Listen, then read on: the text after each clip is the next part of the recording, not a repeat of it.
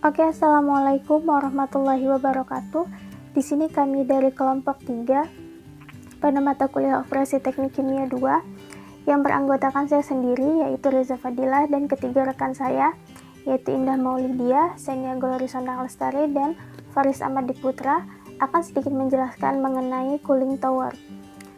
Ada beberapa poin yang akan kami jelaskan pada presentasi kali ini. Yang pertama yaitu pengertian dari cooling tower, yang kedua yaitu fungsi dari cooling tower, prinsip kerja dari cooling tower, konstruksi atau bagian-bagian dari cooling tower, klasifikasi cooling tower, dan problem yang biasa terjadi pada cooling tower, serta pada akhir presentasi nanti akan ada penjelasan mengenai contoh soal. Oke, kita lanjut ke poin yang pertama, yaitu pengertian. Apa itu cooling tower? Cooling tower atau alat penukar kalor yang fluida kerjanya berupa air dan udara yang fungsinya sendiri itu untuk mendinginkan air kontak langsung dengan udara yang mengakibatkan sebagian kecil air menguap. Di mana pada kebanyakan cooling tower yang bekerja dengan sistem pendinginan udara menggunakan pompa sentrifugal sebagai alat penggerak air ke atas melintasi menara. Nah, prestasi dari cooling tower ini sendiri biasanya dinyatakan dalam range dan approach, di mana range adalah selisih antara suhu air panas dan suhu air dingin, sedangkan approach adalah selisih antara suhu air dingin dan temperatur bola basah atau wet bulb dari udara atmosfer. Kemudian ada fungsi cooling tower itu sendiri. Fungsi cooling tower ini untuk menurunkan suhu aliran air dengan cara mengekstraksi panas dari air dan mengemisikannya ke atmosfer, di mana menara pendingin secara garis besar berfungsi untuk menyerap kalor dari air tersebut dan menyediakan sejumlah air yang relatif sejuk atau lebih dingin untuk dipergunakan kembali di suatu instalasi pendinginan.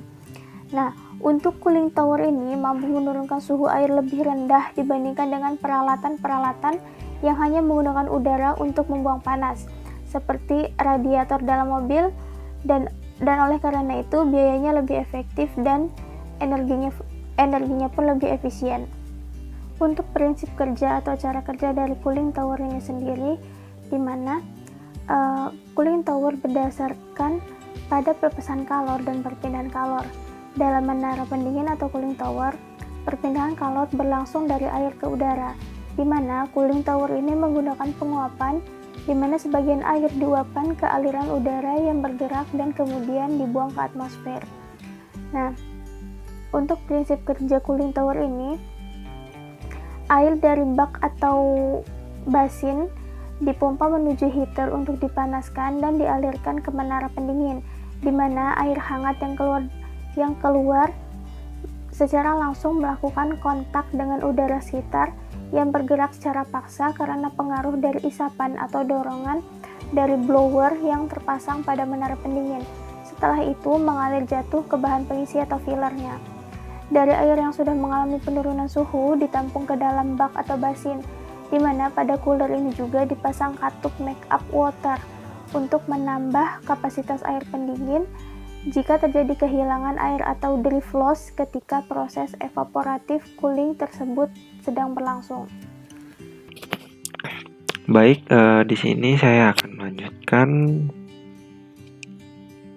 yaitu konstruksi cooling tower. Jadi untuk cooling tower itu ada beberapa bagiannya. Mungkin dari komponennya yaitu ada hygrometer, lalu ada bak penampung, motor penggerak, kipas, selang sprinkler, termometer, dan sebagainya, atau secara garis besar yaitu kipas, yang merupakan bagian terpenting dari sebuah menara pendingin karena berfungsi untuk menarik udara dingin dan mensirkulasikan udara tersebut di dalam menara untuk mendinginkan air. Jika kipas rusak atau tidak berfungsi, maka kinerja menara pendingin atau cooling tower tidak maksimal, dan kipas digerakkan oleh motor listrik dan dikopel langsung oleh poros kipas. Lalu ada kerangka pendukung menara atau tower support yang berfungsi untuk mendukung menara pendingin agar dapat berdiri kokoh tegak. Lalu ada selang sprinkler yang merupakan selang yang berfungsi untuk mensirkulasikan air secara merata pada menara pendingin, sehingga perpindahan kalor air dapat efektif dan efisien. Selang sprinkler dilengkapi lubang-lubang kecil untuk mengalirkan air. Ada water basin, yaitu untuk mengumpulkan air sementara yang jatuh dari filling material sebelum disirkulasikan kembali ke kondenser. Water basin lalu ada inlet louvre yang berfungsi sebagai tempat masuknya udara melalui lubang-lubang yang ada. Melalui inlet louvre akan terlihat kualitas dan kuantitas air yang akan didistribusikan. Lalu yang terakhir yaitu filling material atau bahan pengisi. Filling material merupakan bagian dari menara pendingin atau cooling tower yang berfungsi untuk mencampurkan air yang jatuh dengan udara yang bergerak naik. Air yang masuk mempunyai suhu yang cukup tinggi akan disemprotkan ke filling material. Pada filling material inilah air yang mengalir turun menuju water basin akan bertukar kalor dengan udara segar dari atmosfer yang suhunya tinggi. Oleh sebab itu, filling material harus dapat menimbulkan kontak yang baik antara air dan udara agar terjadi laju perpindahan kalor yang baik.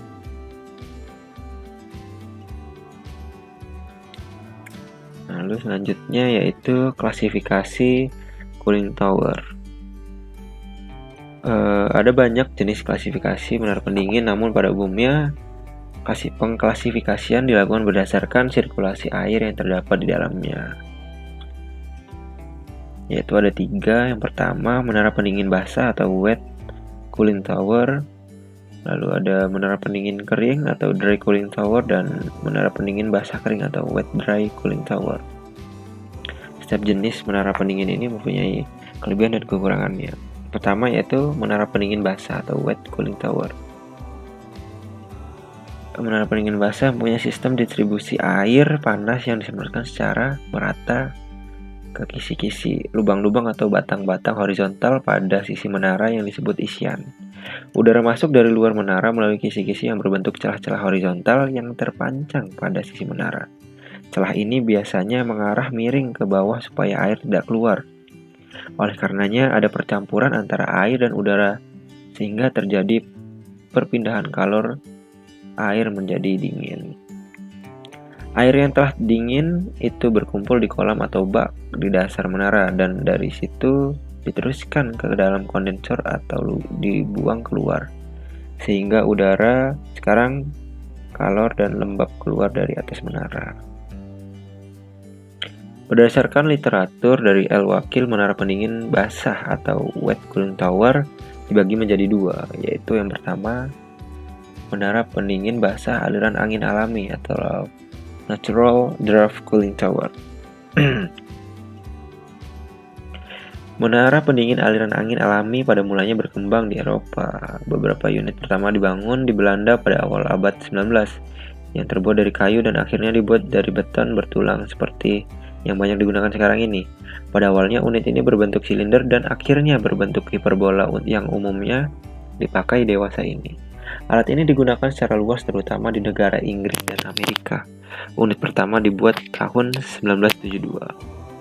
Menara pendingin aliran angin alami tidak menggunakan kipas atau fan. Aliran udaranya bergantung semata-mata pada tekanan dorong alami. Pada menara pendingin alami ini tidak ada bagian yang bergerak.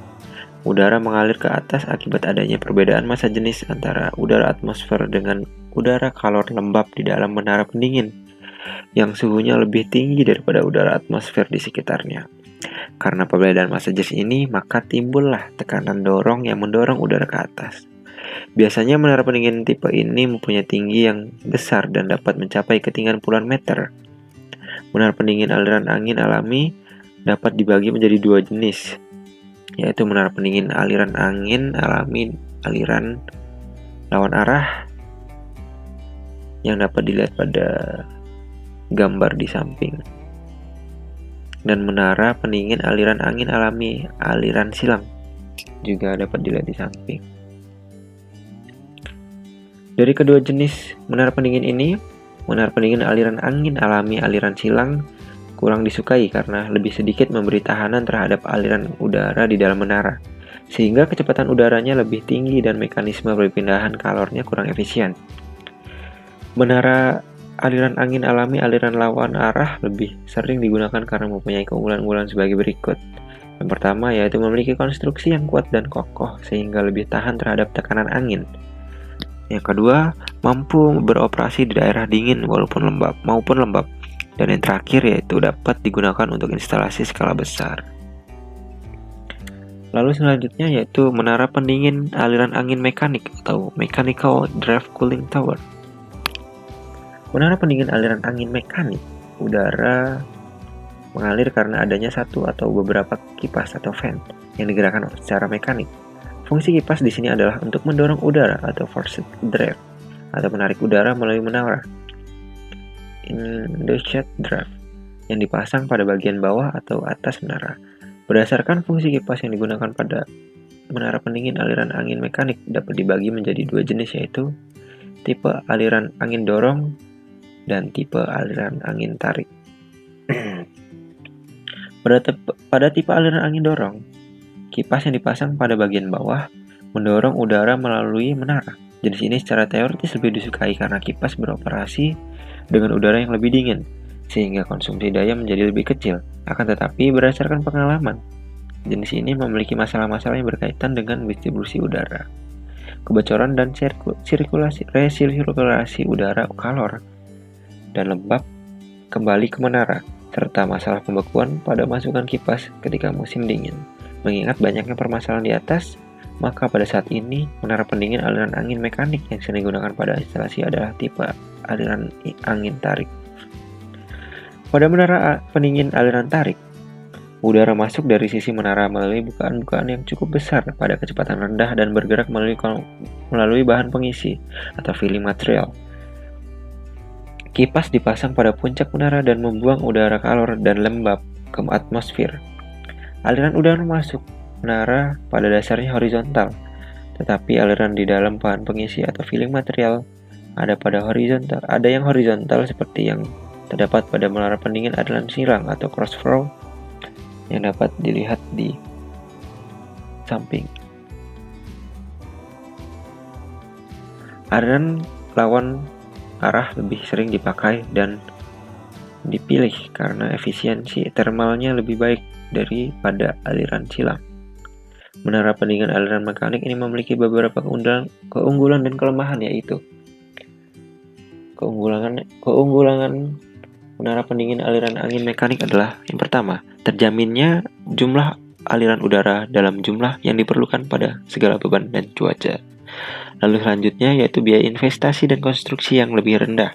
Dan yang terakhir, ukuran dimensinya lebih kecil. Lalu kelemahan menara pendingin aliran angin mekanik juga terdapat yaitu kebutuhan daya yang sangat besar, lalu biaya operasi dan pemeliharaan yang besar, dan juga bunyi yang lebih ribut atau berisik. Lalu selanjutnya yaitu menara pendingin aliran angin gabungan atau Combined Draft Cooling Tower. Menara pendingin aliran angin alami menara pendingin aliran angin gabungan biasanya mempunyai ukuran yang lebih besar dan membutuhkan lahan yang luas, tetapi dengan konsumsi daya dan biaya operasional yang kecil. Sebaliknya, menara pendingin aliran angin mekanik ukurannya lebih kecil namun membutuhkan daya yang besar. Oleh sebab itu, kedua hal tersebut digabungkan di dalam menara pendingin aliran angin gabungan atau Combined Draft Cooling Tower. Menara ini disebut juga menara pendingin hiperbola berkipas atau Fan Assisted Hyperbolic Tower atau Hybrida Tower. Menara hibrida terdiri dari cangkang beton tetapi ukurannya lebih kecil di mana diameternya sekitar 2/3 diameter menara aliran angin mekanik. Di samping itu terdapat sejumlah kipas listrik yang berfungsi untuk mendorong angin. Menara ini dapat dioperasikan pada musim dingin tanpa menggunakan kipas, sehingga lebih hemat listrik. Menara pendingin aliran angin gabungan dapat dilihat pada gambar di samping. Baik, selanjutnya yaitu menara pendingin kering. atau dry cooling tower. Menara pendingin kering atau dry cooling tower adalah menara pendingin yang air sirkulasinya dialirkan di dalam tabung-tabung bersirip yang dialirkan udara. Semua kalor yang dikeluarkan dari air sirkulasi diubah. Menara pendingin kering dirancang untuk dioperasikan dalam ruang tertutup. Menara pendingin jenis ini banyak terdapat perhatian akhir-akhir ini karena keunggulannya, yaitu tidak memerlukan pembersihan berkala sesering menara pendingin basah. Yang kedua, tidak memerlukan zat kimia aditif yang banyak. Yang ketiga, memenuhi syarat peraturan pengelolaan lingkungan mengenai pencemaran. Dan yang terakhir, termal dan pencemaran udara pada lingkungan.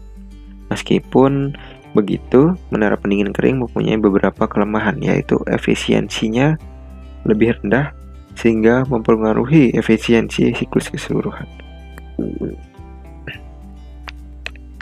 Ada dua jenis menara pendingin kering, yaitu yang pertama, menara pendingin kering langsung atau direct dry cooling tower.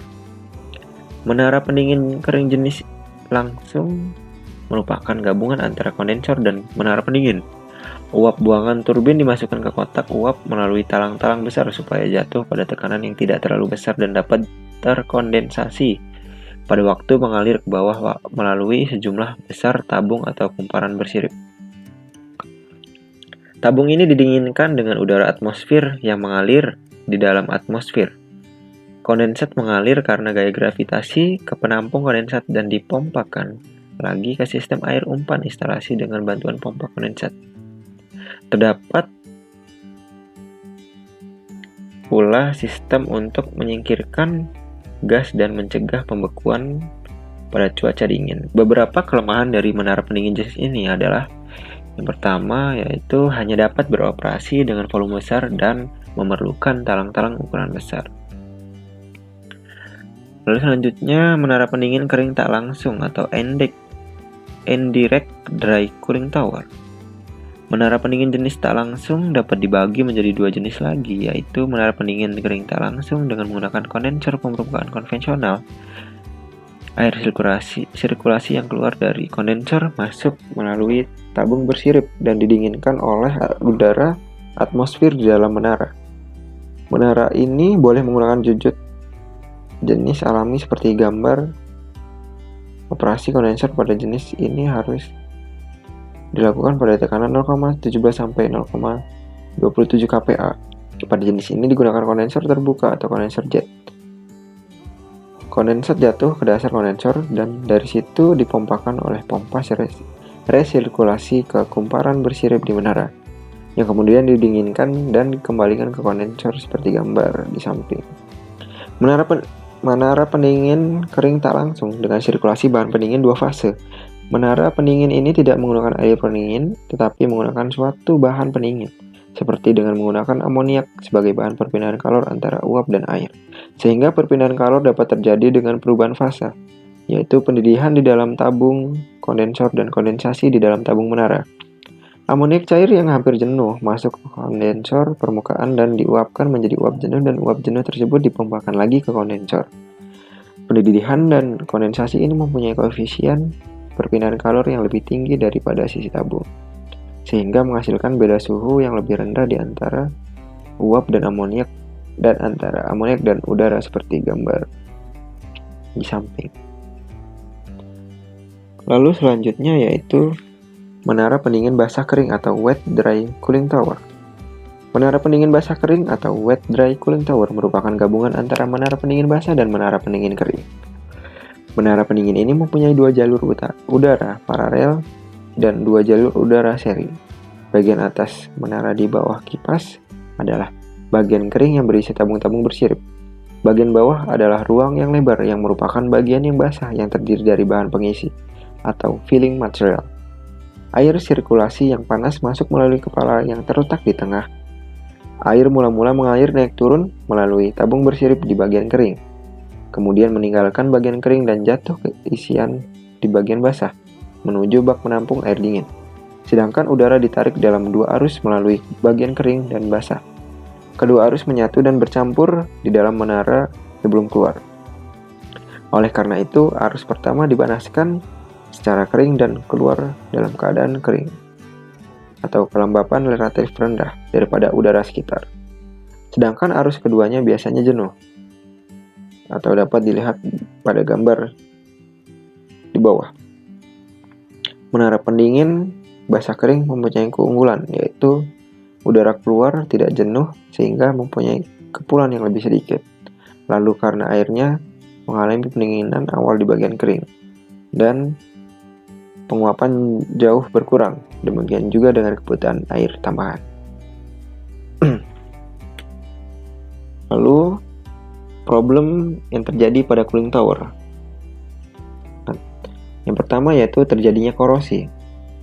Peristiwa korosi adalah peristiwa elektrokimia, di mana logam berubah menjadi bentuk asalnya, akibat dari oksidasi yang disebabkan oleh berikatannya oksigen dengan logam, atau kerugian logam disebabkan oleh akibatnya beberapa bahan kimia. Akibat dari peristiwa korosi adalah penipisan dinding pada permukaan cooling tower, sehingga dapat menyebabkan keropos pada dinding cooling tower. Lalu terjadinya fouling. Padatan yang tersuspensi di dalam air pendingin jumlahnya bisa bertambah atau semakin pekat, karena partikel-partikel yang ada di udara bisa terjaring oleh air di dalam menara pendingin. Ditambah dengan hasil korosi, semua padatan itu terbawa oleh aliran dan bisa mengendap pada permukaan perpindahan panas ataupun pada selang. Peristiwa semacam ini tidak hanya mengurangi efisiensi perpindahan panas, tetapi juga mendorong terjadinya korosi yang disebabkan oleh perbedaan konsentrasi oksigen yang terjadi pada bagian bawah endapan tersebut. Lalu yang terakhir yaitu pertumbuhan lumut atau mikroba. Mikroorganisme yang berasal dari bahan baku atau air baku atau yang terjaring dari udara pada umumnya memperoleh suasana lingkungan yang sesuai dengan syarat hidupnya. Suhu yang lebih hangat dan pada aliran air pendingin banyak nutrien sebagai bahan makanan. Akibatnya yang ditimbulkan adalah berkembang biaknya bakteri berlipat ganda sehingga menghasilkan endapan yang bisa dilihat mata. Endapan ini pun akan mengurangi efisiensi perpindahan panas dan mendorong terjadinya proses korosi seperti akibat yang ditimbulkan oleh padatan yang tersuspensi. Terima kasih, mungkin itu saja yang bisa kami sampaikan. Semoga bermanfaat dan terus belajar. Saya Indah Maulidia akan menjelaskan contoh soal dari buku Genkoplis example 10.5.1, yaitu desain dari cooling tower menggunakan koefisien film. Di mana cooling tower ini menggunakan laju counter current dengan laju alir udara sebesar 1,356 kg udara kering per second meter persegi dan laju alir air sebesar L sama dengan 1,356 kg air per second meter persegi. Digunakan untuk mendinginkan air dari suhu TL2 sebesar 43,3 derajat Celcius ke suhu 29,4 derajat Celcius. Udara yang masuk pada suhu 29,4 derajat Celcius memiliki temperatur wet bulb sebesar 23,9 derajat Celcius. Koefisien transfer massa KGA diestimasikan sebesar 1,207 dikali 10 pangkat 7 kg mol per second meter persegi Pascal dan koefisien transfer panas sebesar 4,187 dikali 10 pangkat 4 Joule per kilogram Kelvin atau 10,0 BTU per LBM Fahrenheit. Hitung berapa tinggi dari cooling tower Z, di mana cooling tower ini beroperasi pada tekanan 1,013 dikali 10 pangkat 5 Pascal. Untuk penyelesaiannya yaitu mengikuti dari langkah-langkah yang telah dijelaskan pada buku Genkoplis, di mana langkah pertama yaitu entalpi dari campuran uap air jenuh dari tabel 10.5.1 diplot pada gambar 10.5.4. Nah, ini untuk garis equilibriumnya kita dapatkan dari tabel 10.5.1 di mana untuk suhu air masuk yaitu sebesar untuk suhu air yang masuk yaitu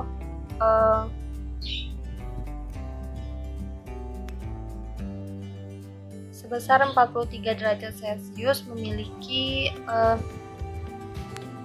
entalpi sebesar 197,2 dikali 10 pangkat 3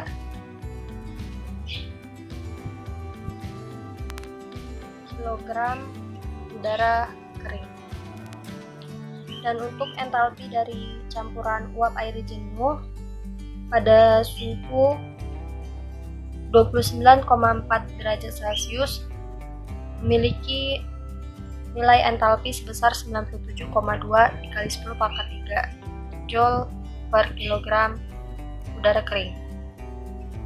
Jadi TL1 dengan nilai 29,4 derajat Celcius ditarik ke atas, di mana nilai entalpinya yaitu sebesar 97,2 dikali 10 pangkat 3, dan untuk TL2 dengan suhu 43,3 derajat Celcius ditarik ke atas dengan nilai entalpi sebesar 197,2 didapatkan garis equilibrium. Lalu udara yang masuk atau TG1 memiliki suhu 29,4 derajat Celcius, mempunyai temperatur wet bulb sebesar 23,9 derajat Celcius dengan nilai humiditas dari grafik humiditas yaitu sebesar 0,0165 kg H2O per kilogram udara kering. Kemudian nilai humidity ini disubstitusikan ke persamaan 9.3.8, di mana persamaan tersebut dapat dilihat pada gambar berikut, yaitu HY sama dengan 1,005 ditambah 1,88 dikali nilai humiditas dikali 10 pangkat 3 dikali T min 0 plus 2,501 dikali 10 pangkat 6 dikali dengan H.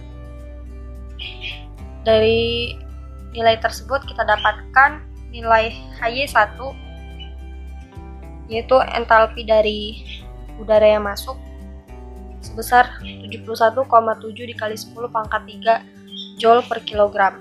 Kemudian dari nilai HY1 dan TL1 diplot ke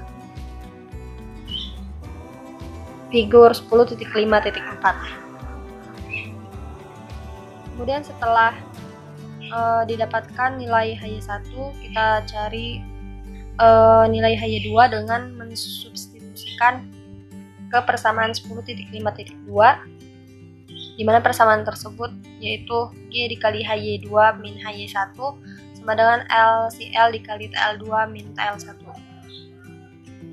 Didapatkan nilai sebesar 129,9 dikali 10 pangkat 3 Joule per kilogram udara kering atau 55,8 BTU per LBM.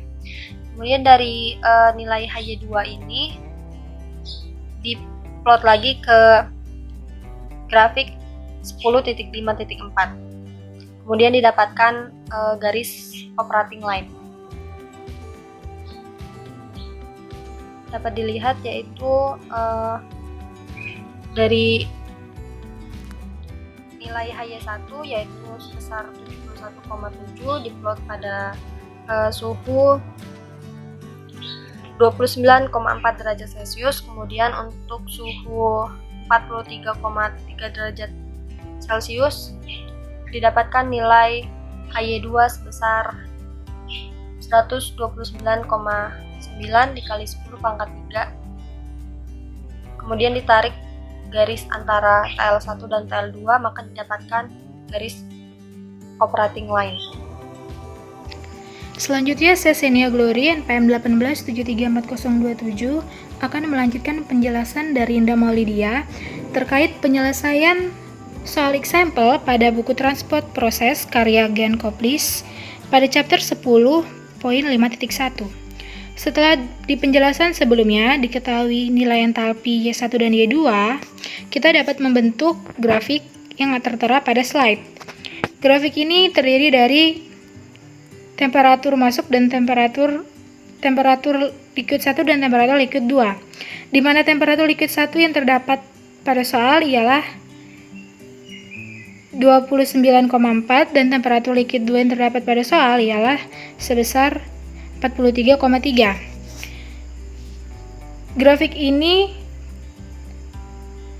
merupakan grafik liquid temperatur versus entalpi, di mana entalpi yang didapatkan setelah proses pengoperasian matematis yang kita cari tadi pada suhu 29,4, entalpi yang didapatkan ialah 71,7.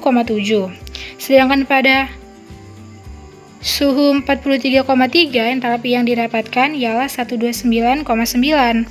Setelah kita menemukan titik pertemuan, kita tarik garis lurus sejajar yang menghubungkan kedua titik.